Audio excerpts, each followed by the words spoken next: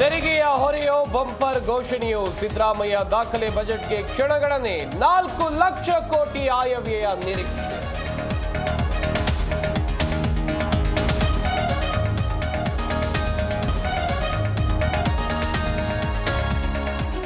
ಐದು ಗ್ಯಾರಂಟಿಗಳಿಗೆ ಸಿಗುತ್ತಾ ಮತ್ತಷ್ಟು ಬಲ, ರೈತರು ಮಹಿಳೆಯರಲ್ಲಿ ಹೆಚ್ಚಿದ ನಿರೀಕ್ಷೆ. ಬರೀ ಹಾಳೆಯ ಮೇಲೆ ಲೆಕ್ಕ ಅಲ್ಲ ಎಂದ ಸಿದ್ದು.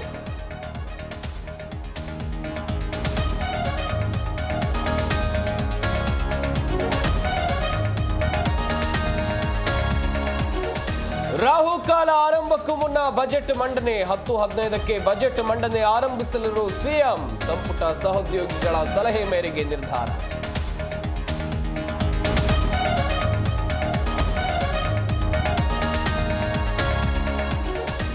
ಬಿಜೆಪಿಯಲ್ಲಿ ನಿಲ್ಲದ ಬಣಬಡಿದಾಟ. ತಿಂಗಳ ಅಂತ್ಯದಲ್ಲಿ ಶಕ್ತಿ ಪ್ರದರ್ಶನಕ್ಕೆ ರೆಬಲ್ಸ್ ಟೀಮ್ ಸಜ್ಜು. ಇಂದು ಬೆಂಗಳೂರಿಗೆ ಅಮಿತ್ ಶಾ ಎಂಟ್ರಿ.